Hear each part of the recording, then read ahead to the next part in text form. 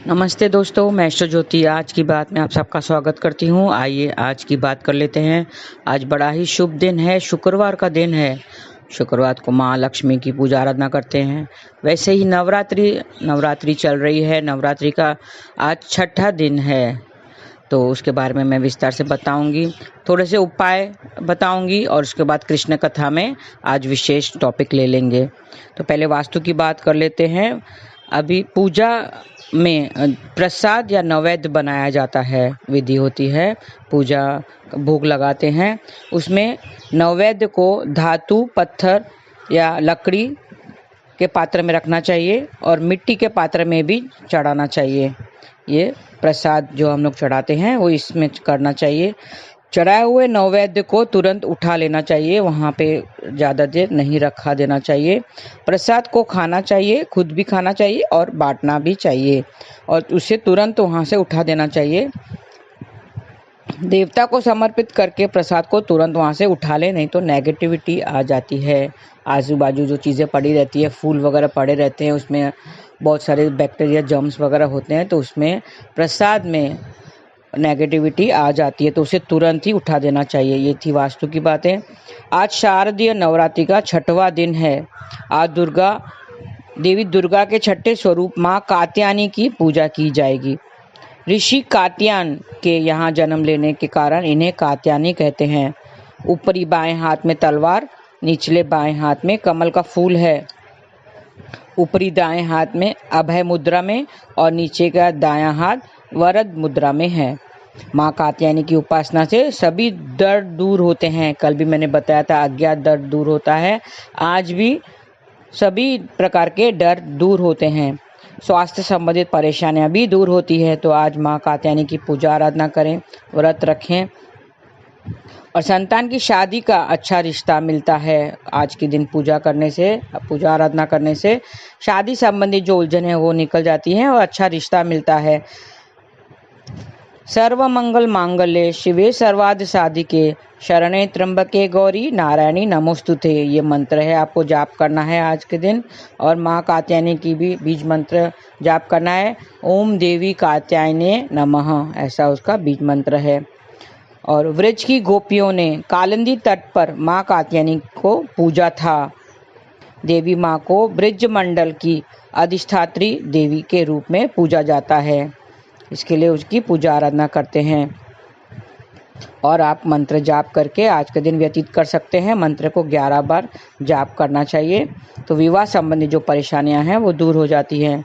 आज शाम व्रती को बेल के पेड़ के पास देवी का बोधन करना चाहिए। बोधन क्या होता है, कल भी मैंने बताया था।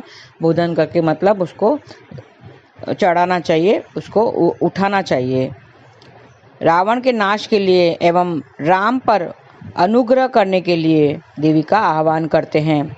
ब्रह्मा ने तुम्हें अकाल में जगाया था, इसके लिए हमें भी जगाना चाहिए उसे। अंत मैं भी तुम्हें अश्विन की षष्ठी की संध्या में जगा रहा हूँ, ऐसा आह्वान करना चाहिए। महादेवी को जगाना चाहिए, उसको बोधक बोलते हैं।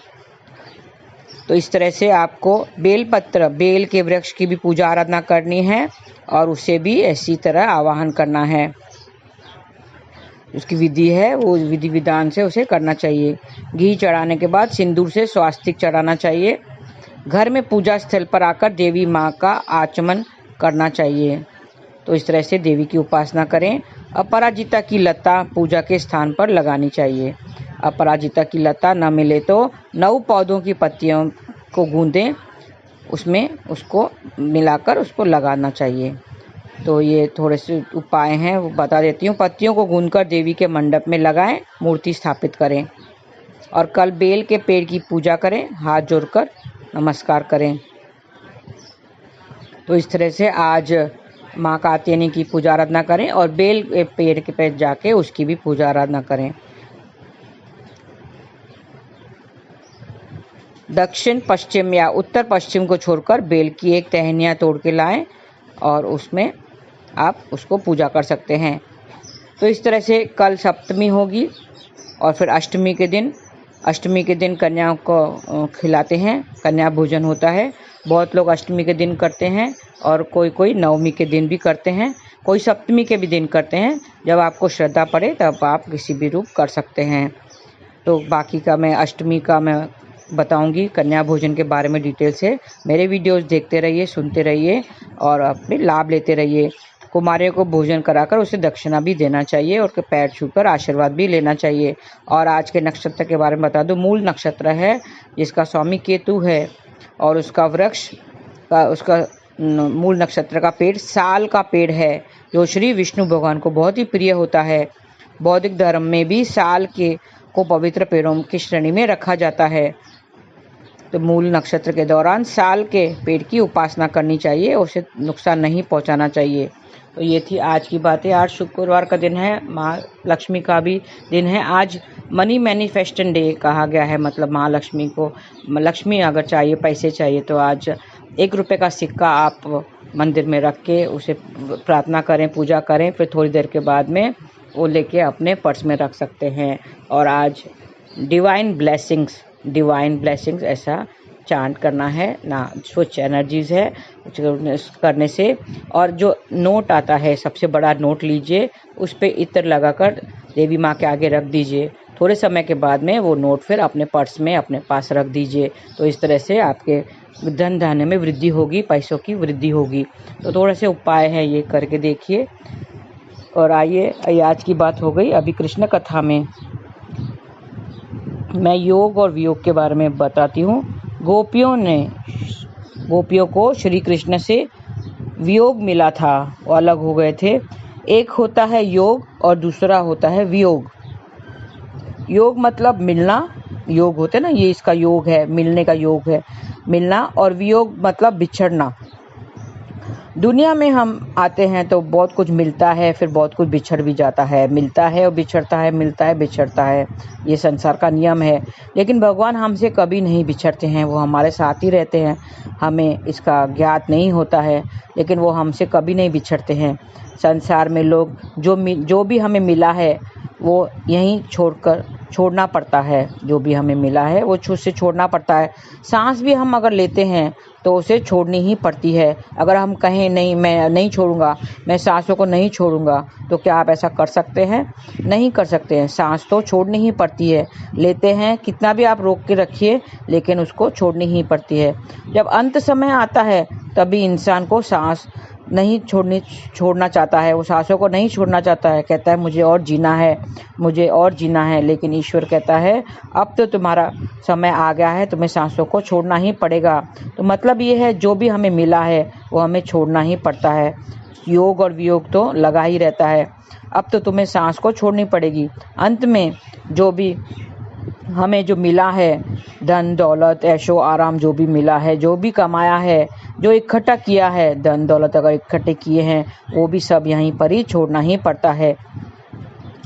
एक एक करके तो हम जमा करते हैं। जमा करने में एक बहुत टाइम लग जाता है। एक एक करके जमा करते हैं, लेकिन जब छोड़ने की बारी आती है तो एक साथ ही छोड़ना पड़ता है। जैसे अभी इंसान का जो जन्म होता है, इंसान जब जन्म लेता है, उसके आने की कथा और उसकी जाने की कथा दोनों एक जैसी होती है। आपने ध्यान दिया है? कैसे? इंसान जब आता है तो अकेले ही आता है, और जब जाता है तो भी अकेले ही जाता है। जब उसका जन्म होता है तो वो रोते हुए आता है, दुखी होकर आता है, लेकिन जब जाता है तब भी वो दुखी होकर ही जाता है। उसे जो अंत जो पीड़ा होती है तो वो सहनीय नहीं होती है, वो पीड़ाओं में जाता है, दुखी होकर जाता है। कोई उसका साथ नहीं देता। कोई खुशी से आता है क्या? नहीं। कोई जाता है? नहीं। आते समय भी रोता है और जाते समय भी वो खुद भी दुखी होता है और दूसरों को भी रुला के जाता है। जब जन्म लेता है तो एक ही व्यक्ति उसे गोद में लेकर आता है, और जब जाता है तब भी उसको उठाकर लेके जाते हैं। जन्म होता है जो हॉस्पिटल में जन्म होता है, इंसान का हॉस्पिटल में जन्म होता है, हॉस्पिटल में आता है। और जाते वक्त भी ज़्यादातर लोग हॉस्पिटल में ही जाते हैं, हॉस्पिटल में ही उनकी मृत्यु हो जाती है। उनके आने के वक्त एक ही कपड़ा पहने, एक ही कपड़े में लपेटे हुए आते हैं, और जाने के वक्त भी उसे एक ही कपड़ों में लपेटे हुए लेके जाते हैं। जाता भी वो एक ही कपड़े में ही है। चाहे संसार में जमा कर लो हीरे मोती, चाहे इस संसार में जमा कर लो हीरे मोती, लेकिन जाने वक्त खाली हाथ ही जाना पड़ेगा, यहीं पर छोड़ने जाना पड़ेगा। आता है तो उसे लिक्विड देते हैं, सिर्फ दूध पे होता है, फिर लिक्विड धीरे धीरे लिक्विड पीता है, जाते वक्त भी वो लिक्विड पर ही होता है। आपने देखो दाल का पानी पीता है, सूप वगैरह पीता है तो लिक्विड पर ही होता है। जब जन्म लेते हैं तो बचपन, फिर उसके बाद युवा अवस्था होती है, वृद्धा अवस्था होती है और फिर मृत्यु हो जाती है। इस बीच इस पूरे अवस्थाओं में ईश्वर को वो भूल जाता है, वो अपना किया हुआ ईश्वर से वादा वो भूल जाता है। क्या वादा किया था हमने, आपको याद नहीं है? जब गर्भ में थे, माता के गर्भ में थे तो उल्टे लटके हुए थे, मलमूत्र में अंदर जाली में दबे हुए थे। आपको याद है? हम जाली में एक छोटी सी जाली, उसके अंदर उल्टे लटके हुए थे।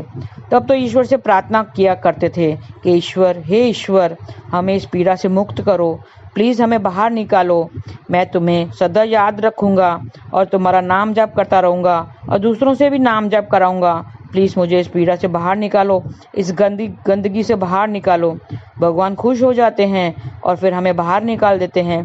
कोई 7वें महीने में बाहर निकलता है, कोई 8वें महीने में निकलता है, कोई 9वें महीने में निकलता है। लेकिन हम बाहर इंसान ऐसा है, वो बाहर निकलते ही दुनिया के, इस संसार के चक्कोचौंध में अटक जाता है। चक्काचौंध में वो इंसान अटक जाता है और फिर कभी वो याद नहीं करता है, वो अपना पूरा जीवन यूं ही निकल जाता है। और क्या वो याद करता है कि आपने वादा पूरा किया है? नहीं, वो कभी अपना वादा पूरा नहीं करता है और फिर इस तरह से फिर दुख भोगता है। जब भगवान देखता है कि इसने अपना वादा पूरा नहीं किया है तो दुख तो सहना ही पड़ेगा ना, क्योंकि इन भगवान से किया हुआ वादा हमें पूरा करना चाहिए और हमें नाम जाप करना चाहिए। हरे कृष्णा कृष्ण कृष्ण हरे हरे, हरे राम राम राम हरे हरे।